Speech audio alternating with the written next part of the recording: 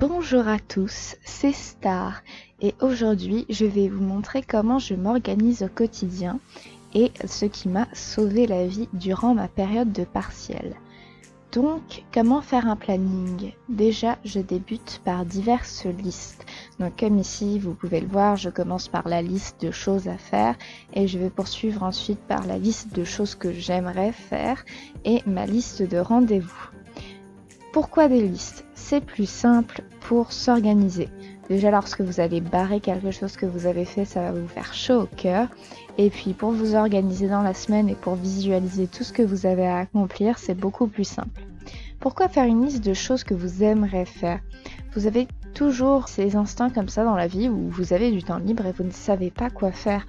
Et je trouve ça intéressant. Vous avez juste un coup d'œil à jeter sur cette liste et vous voyez tous les petits projets que vous aimeriez accomplir mais que vous ne pouvez pas parce que habituellement vous n'avez pas assez de temps.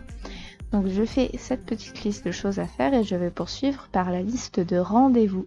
Les rendez-vous, c'est vraiment la chose à prendre en priorité lorsque vous faites votre planning parce que en plus d'être long, par exemple si vous voulez prendre rendez-vous chez l'opticien, il faut vous y prendre 6 mois à l'avance.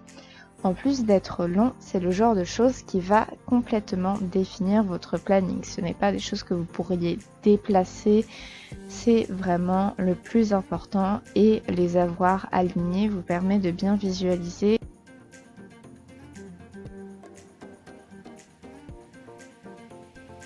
Ensuite, j'utilise comme base mon planning. J'ai tout simplement pris un morceau de carton que j'ai peint et j'ai dessiné cette petite grille avec les jours de la semaine qui me permet de visualiser un petit peu. Et le gros point fort de ce petit planning, c'est que je peux coller des petits morceaux de carton dessus et les décoller grâce à de la pâte à fixe. Comme ça, je peux l'organiser comme je le désire.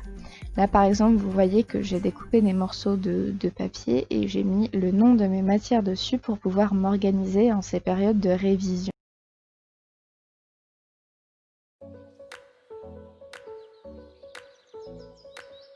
Je conseille de faire tout de même une case le matin et l'après-midi, même si là je l'utilise juste une matière pour une journée. Je vous propose aussi de mettre uniquement de toutes petites boules de pâte à fixe sous vos petits cartons parce que sinon lorsque vous allez le retirer vous risquez de retirer la peinture qu'il y a en dessous.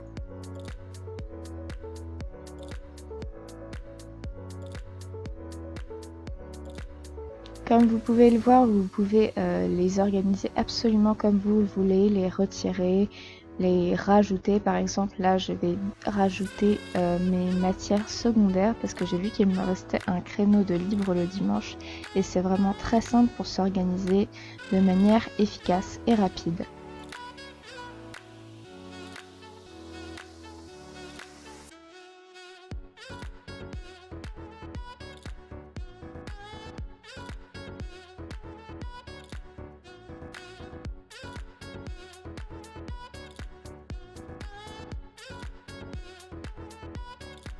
Et voici le résultat final.